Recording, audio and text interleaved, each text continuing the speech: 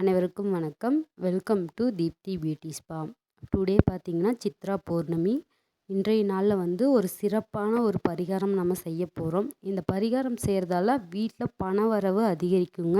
நீங்கள் ஒரு பணம் வரணும், இல்லை ஒரு பக்கம் கேட்டிருக்கீங்க, இல்லை ஒருத்தவங்களுக்கு நீங்கள் பணம் கொடுத்துருக்கீங்க, அது கைக்கு இன்னும் சேரலை அப்படின்னு நினைக்கிறவங்க கண்டிப்பாக இந்த வழிமுறையை செய்யுங்க. கண்டிப்பாக இந்த பண வரவு அதிகரிக்கும். நீங்கள் நினச்ச விஷயமும் கண்டிப்பாக நடக்குங்க. சித்ரா பௌர்ணமி நாளில் நம்ம வீட்டில் வழிபாடு செய்யும்போது மன நிம்மதி, சங்கடங்கள், கஷ்டங்கள் தீர்ந்து எல்லாம் நல்லதாகவே முடியும்னு நான் நம்புகிறேன். நீங்களும் அதை ஃபாலோ பண்ணிக்கோங்க ஃப்ரெண்ட்ஸ்.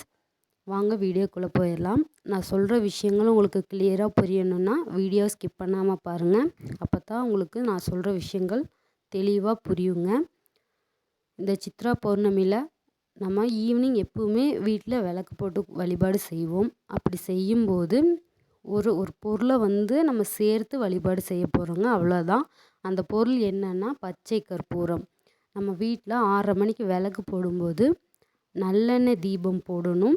சிகப்பு திரி போட்டு அதில் ஒரு துண்டு பச்சை கற்பூரம் வச்சு நீங்கள் தீபம் போட்டு வழிபாடு செய்யும்போது உங்களுக்கு பணவரவு அதிகரிக்குங்க. இது நார்மல் டேஸில் கூட செய்யலாம். இன்றைக்கி சித்ரா பௌர்ணமி அப்படிங்கிறதுனால இன்றைக்கி செய்யும்போது அதன் பலன் 100% நல்லதை கொடுக்கும். அதனால் இன்றைக்கி ஈவினிங் இந்த முறையில் வழிபாடு செய்யுங்க. அதுக்கப்புறம் பார்த்திங்கன்னா நம்ம பஞ்சமி அப்டேட்டட் சொல்ல போகிறோங்க. வர 28ஆம் தேதி தேய்பிறை பஞ்சமி வருது. தேய்பிறை பஞ்சமியில் நம்ம கஷ்டங்கள், பிரச்சனைகள் எல்லாம் தேய்ந்து போகணும், நல்ல நிலைமைக்கு வரணும், நல்ல சொந்தமாக ஒரு கடை வைக்கணும், சொந்தமாக ஒரு தொழில் தொடங்கணும், இல்லை வீட்டில் ஒரு நல்ல காரியங்கள் செய்யணும் அப்படின்னு நினைக்கிறவங்க இந்த தேய்பிறை பஞ்சமியில் வழிபாடு செய்துக்கங்க. கண்டிப்பாக நல்லதே நடக்கும் ஃப்ரெண்ட்ஸ். சித்ரா பௌர்ணமியில் நீங்கள் வழிபாடு செய்யும்போது நீங்கள் எடுக்கிற விஷயங்கள், செய்கிற காரியங்கள் நல்ல பலனை கொடுக்கும்னு நான் சொல்லியிருக்கேன். நீங்கள் செய்வீங்கன்னு நான் நம்புகிறேன் ஃப்ரெண்ட்ஸ்.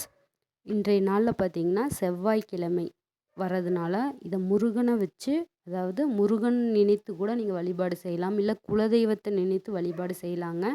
இது இரண்டுமே நல்ல பலனையும் கொடுக்குங்க. நீங்கள் வாராகியம்மனுக்கு வழிபாடு செய்யும்போது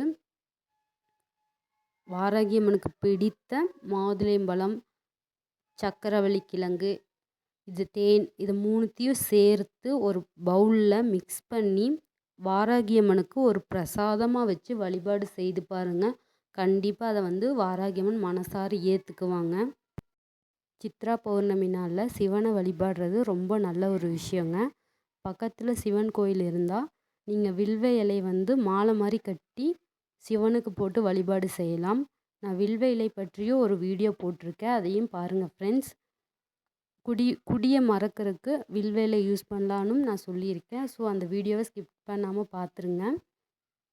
சிவனுக்கு உகந்த இந்த நாளில் எப்பேற்பட்ட பிரச்சனையாக இருந்தாலும் அது தீரும்னு சொல்லப்படுது. கண்டிப்பாக சிவ வழிபாடை மறந்துடாதீங்க.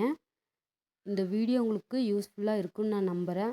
மேலும் நம்ம சேனலுக்கு இது வரைக்கும் சப்ஸ்கிரைப் பண்ணாதவங்க சப்ஸ்கிரைப் பண்ணி ஆளுங்கிற பெல் ஐக்கான் கிளிக் பண்ணுங்கள். அப்போ தான் நான் போடுற வீடியோஸ் உங்களுக்கு நோட்டிஃபிகேஷனாக வரும். மேலும் இந்த வீடியோ உங்களுக்கு பிடிச்சிருந்தா லைக் அண்ட் ஷேர், கமெண்ட் பண்ணுங்கள், சப்ஸ்கிரைப் பண்ணுங்கள். உங்கள் ஃப்ரெண்ட்ஸுகளுக்கும் இதை ஷேர் பண்ணுங்கள் ஃப்ரெண்ட்ஸ். நம்ம ப்ரைடல் ஸ்டுடியோ வச்சு ரன் பண்ணிகிட்ருக்கோம். ப்ரைடல் மேக்கப், மெஹந்தி எல்லாம் அவைலபிளாக இருக்குது, கிளாஸும் இருக்குங்க. ஸோ எனி டவுட் இருந்தால் கமெண்டில் சொல்லுங்கள் ஃப்ரெண்ட்ஸ். தேங்க்யூ. வாராகி தாயே போற்றி.